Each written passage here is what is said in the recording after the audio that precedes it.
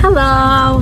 Hello guys! We're going to SMDC Glade Residences. We're on our way. Ang dami saging. Nakakakuha.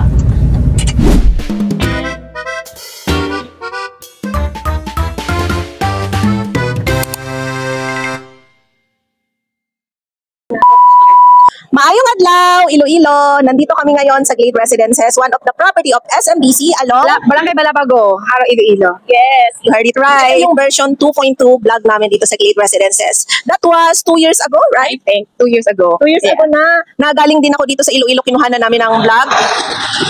Itong Glade Residences. So right now, bibigyan namin ng update yung mga buyers na nakabili na and upcoming investors or personal use na gusto magkaroon ng investment dito sa Glade Residences para makita nila mismo yung construction update. Kumusta na yung construction update dito, Miss Cherry? Ayan, makikita po natin later, yung buildings A, K, I, J, and K, may mga pintura na po. Naka-paint na po siya. Malapit-lapit. Yes, white and green. So, I believe na malapit na po talaga siya ma-turnover. Yes.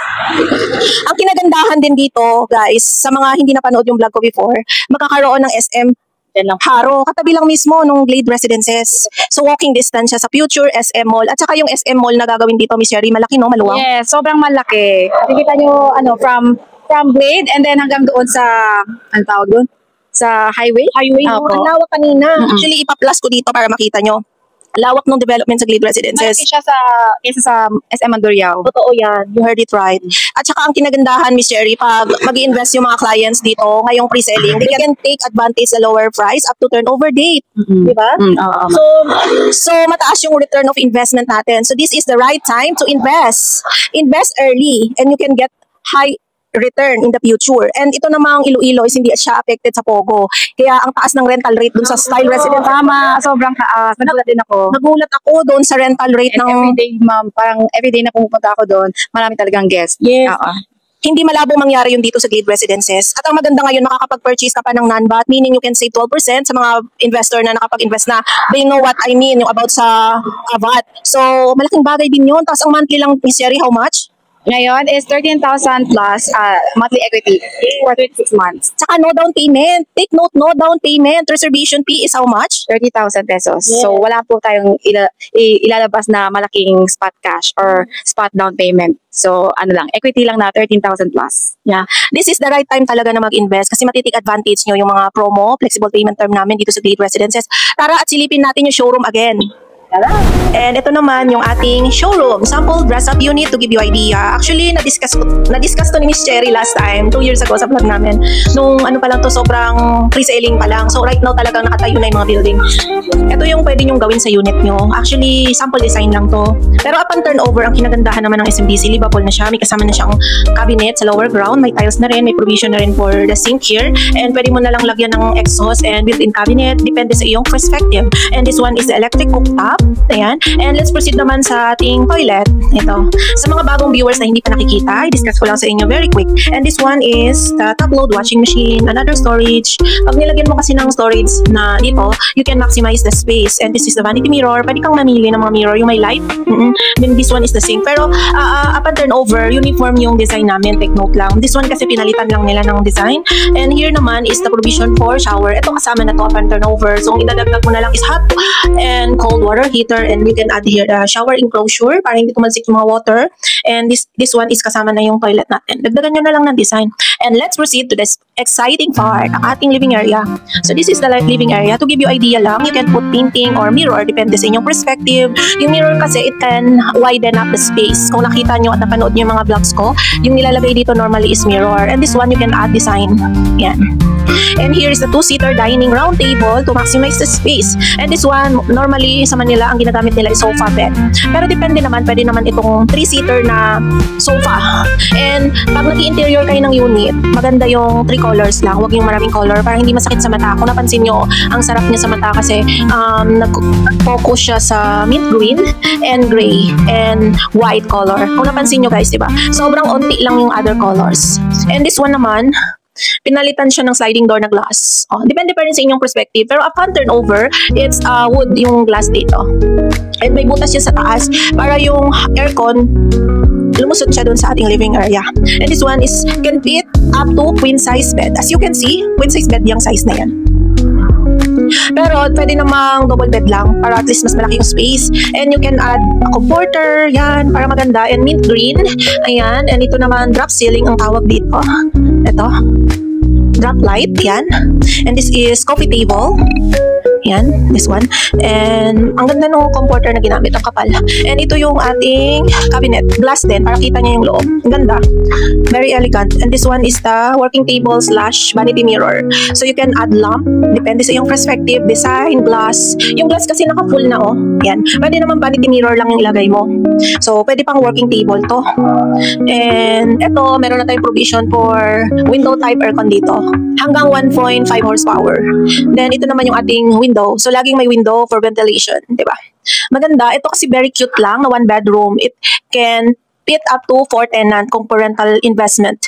And kung if you want a more bigger sizes, we can get 2 units na combine. Kasi dito sa Glade Residences, we can avail pa units na pwedeng i-combine dahil free selling pa lang siya.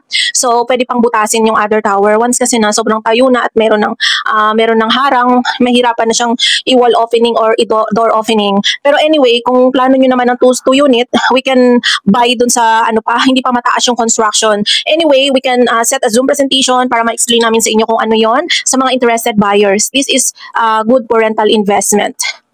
Ito guys is recap ko lang para sa mga bagong viewers and sa mga gustong makita yung updates ni Glade Residences. At ngayon, Ma'am Cherry, i-explain naman natin sa mga viewers and upcoming clients and naka-purchase na kung paano magtatakbo ng Airbnb or long-term rent na na-experience mo na ngayon sa Style Residences na ready for occupancy natin na condo beside SM Manloya. According lang sa experience ko po, yung mga clients po natin, mga unit owners, pinapa-interior po nila ang kanilang unit. Or yung iba, hindi naman kailangan interior. Pero ano pa rin talaga ma'am, parang marami pa rin talagang guest dahil dun sa SM Mall. Kasi usually mga bata and yung mga matatanda din and yung mga average, mid lang yung edad, katulad natin. Mahilig talaga yung mga Ilonggo pumunta sa mall, sa SM Mall. So that's the favorite mall of the Ilonggo talaga, Ilonggo people. So mas pinipili nila usually yung SMTC Style Residences dahil walking distance lang po sa SM Mall. And kung ipapa-interior po natin ang ating unit is, pwede natin ipa-rent out for studio unit, 2,500 kasi ganyan din po yung mga rate ng ibang unit owners doon. And kung simple lang naman po, importante po is malinis talaga ang unit natin. Kailangan everyday po, kung everyday tayo may guest, everyday po na napalitan yung bedsheet, yung pillowcase, and everyday talaga nalilinis yung unit natin. So that's the secret po talaga sa Airbnb or daily rentals. And for the long term naman po, madali naman po makahanap ng long term kasi may mga nakikita po ako doon ng mga professionals, mga students, kasi accessible po talaga si SMTC Style Residences sa mga universities, sa schools, sa mga working areas po, yung mga pasyalan, and yung mga offices po, lahat po, very accessible siya, very convenient kasi andyan lang talaga si SM. And sa harap po ni SM, doon po ninyo makikita ang yung transport hub, doon po tayo sasakay ng jeepney or e-bus po. And yung Grab din po, ano din po doon. Saka napansin ko dito sa Iloilo, wala pang ganung mga establishment. Kumbaga, marami pang i-develop na lugar. So itong SM Mandurriao kasi, once na din-develop, yun yung pinupuntahan. Mostly kasi nakatira sa provinces, syempre gusto din nila ma-experience yung city living. And pag gusto mong maka-experience sa city living, mag-rent yan. Yun pa lang is demand mo na for rental sa Airbnb. And yung mga student na kailangan mag-aral sa city, so kailangan nila ng place to stay. Kaya for sure, meron din tayong target market for long term. Alam mo yung kailangan talaga sa ayaw at gusto kailangan talagang mag-rent ng mga tao kasi mostly taga-provinces na namamasyal dito sa city. And itong Glade Residences, ma'am, ang napansin ko dito kasi I've been to many places and mahilig din ako mag-study about sa mga infrastructure. Itong Glade Residences, nakikitaan ko siya ng potential for the future kasi isipin mo na dyan yung Haro, yung SM Haro. Pag na-develop yan, kailangan din ng mga tao na mamamasyal dyan ng place to stay. And for sure, pag merong SM, pag nidevelop yan ng mga another establishment, mga hotel, restaurant, school, hospital, lahat yan, papalibot yan ang mauuna lagi kasi si SM, napansin ko. Pag nauna si SM, susunod na yung iba dyan. And pag sumunod na yung iba, they need place to stay. Kaya si Glade Residences is my target market for the future. Right now, hindi mo pa siya ma-appreciate kasi puro pa lang siya puno, mga damuhan. Pero alam nyo ba, this is the right time to invest. Kasi mura pa siya, ma'am. In the investment mindset, mas pinipili nilang mag-invest sa inuukay pre-selling kasi makakamura sila. Kasi yung zonal value, if you're familiar, hindi pa ganun kamahal. Once kasi develop ng isang lugar, tumataas yung lupa, yung halaga ng value ng zonal.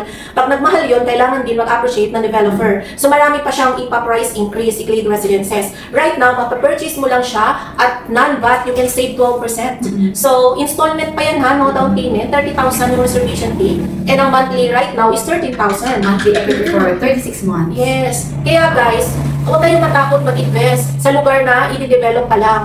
Mas magandang mag-invest doon kasi makakamura ka. Once kasi develop na yan, iba na yung payment term. What I mean, mahal na. Kailangan mo na mag-down payment, kailangan mo na mag-cash, kailangan mo bilhin at the value na kung magkano na yung value that time. Eh paano kung 7 million na yung value niya? Diba? After 8 years, we never know what happened tomorrow. So maganda, mag-invest na tayo ngayon.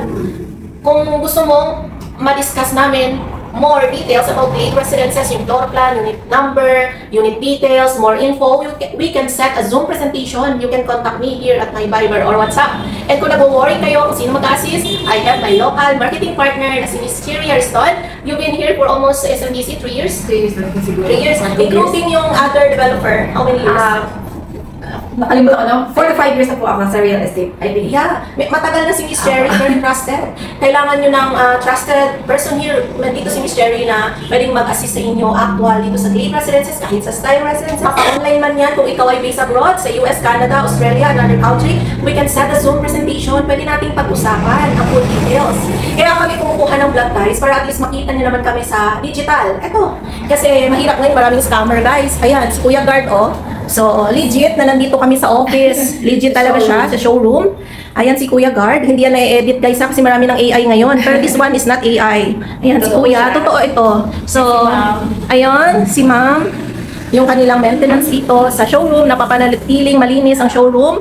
Ayan guys, kami ay napadaan dito sa Glade Residences.